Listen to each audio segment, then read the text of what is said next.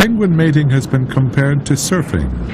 During breeding season, it's possible to recognize the females by the muddy footprints on their backs. An unmated male is a sorry sight. He stands forlornly beside an empty nest.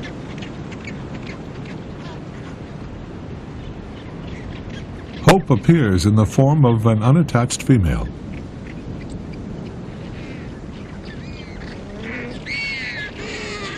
She approaches his nest and is greeted with enthusiastic ardor, but appears unimpressed.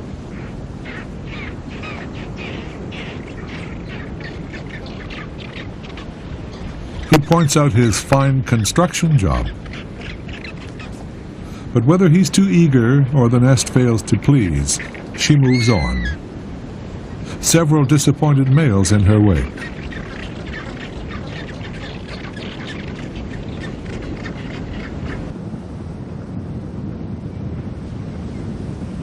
Mating behavior among the Magellanic penguins is very similar, except that the nest is built underground, and mating takes place a month or more earlier.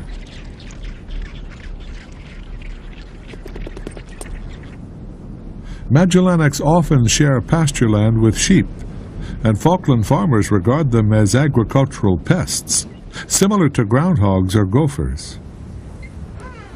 Fluff-covered juveniles, almost as large as adults, mill about in the king penguin colony. Already a year old, until they're fully fledged and able to enter the sea, they remain entirely dependent on their parents for food.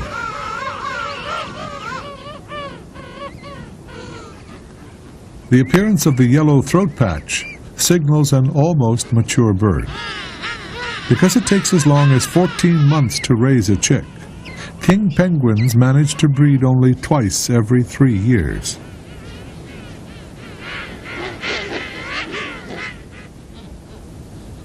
While some parents struggle to feed their huge offspring, others brood a single egg on their feet, standing in the open, the fragile package protected only by a fold of skin. Gentoo penguins, which live here year-round, claim the choicest nesting sites on gentle slopes not far from the sea. By the time rockhopper penguins are just settling down to brood their eggs, chick raising is in full swing in the Gentoo colony.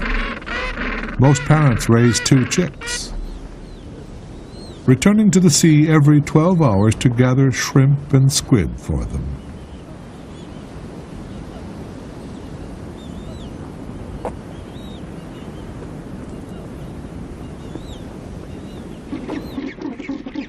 "11 days after mating, the female rockhopper lays one small dark-colored egg, but does not brood it until 3 or 4 days later, when she lays a second, larger white egg. Although each is fertile, the smaller egg often does not hatch. Both are gently warmed against a bald, blood-enriched brood patch.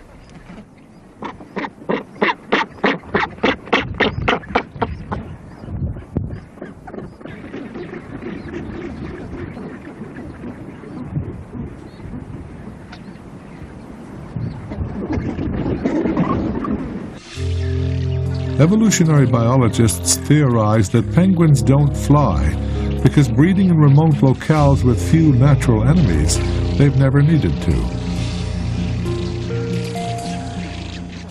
They never met the skuas, the rockhopper's most implacable enemies. Practicing a different kind of thievery, the robber gulls seize and devour the penguin eggs.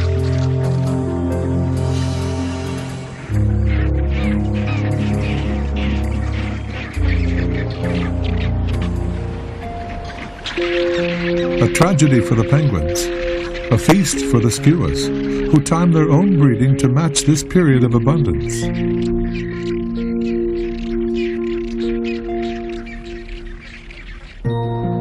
There is new life on the beaches too. This newly born sea elephant pup, its umbilical cord still attached, is the fruit of last year's mating.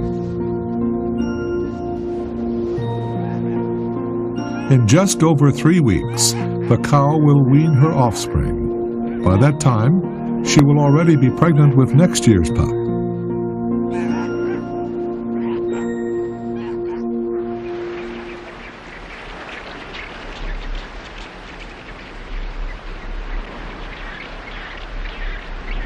The male rockhoppers, half-starved after living off stored fat for a month, hurl themselves into the rough sea and swim off to feed for a week or so.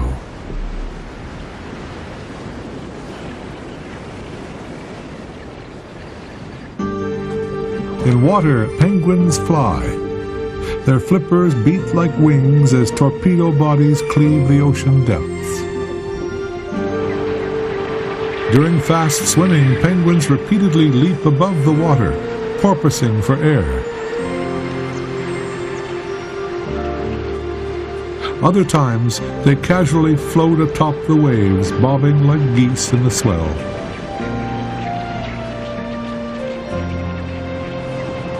In water, penguins are graceful. In water, they are at home.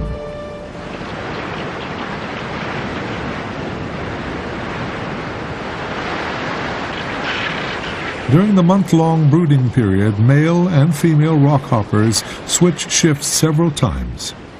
Each trip to sea involves a costly expenditure of energy and a lengthy trek across the rocks and up the steep cliffs. You can see why they're called rockhoppers. It's an efficient, if inelegant, means of locomotion.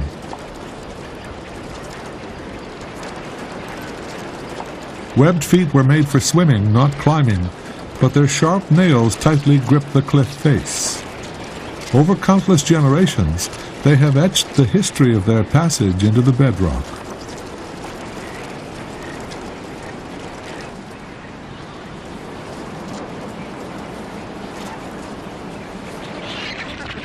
Reunited partners greet each other with loud enthusiasm.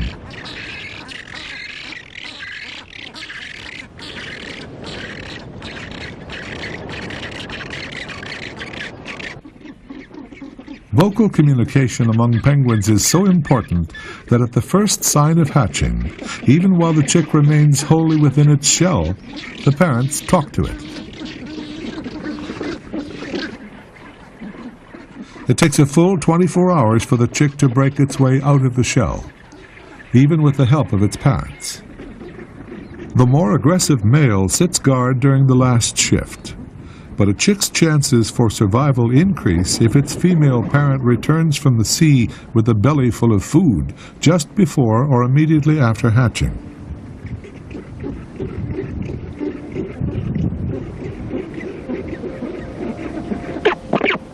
The male bends low over the newly hatched chick, imprinting on it the uniquely identifiable sound of its voice.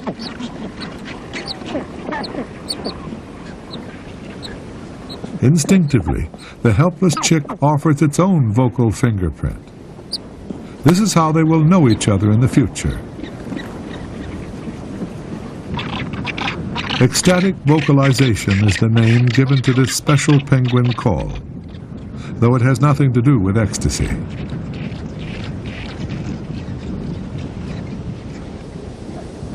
The parent's other job, of course, is to feed their chick.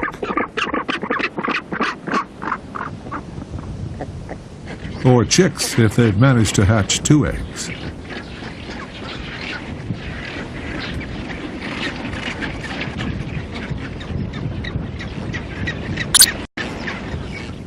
Gen 2 chicks, already a month old as the rockhoppers hatch, are growing large, showing the first signs of adult coloration.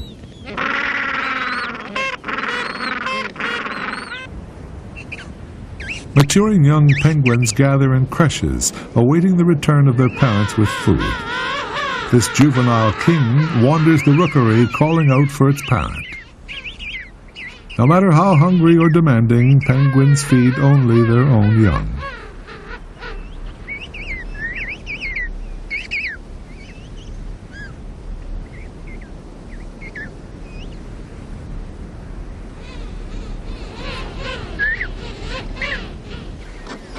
The scene is repeated countless times throughout the rockhopper colony.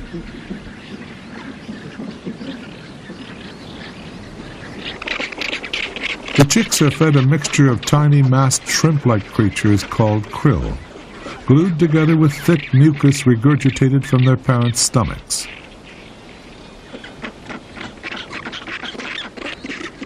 At this stage, the mother goes to sea each day to gather food for the chicks, while the male remains behind to protect them.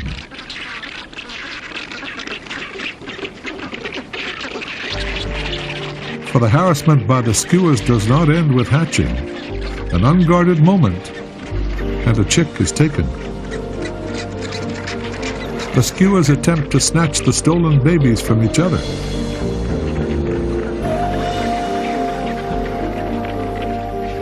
But there are always more chicks for the taking. It's not an easy death. Skuas lack talons and must batter and tear at the penguin chicks.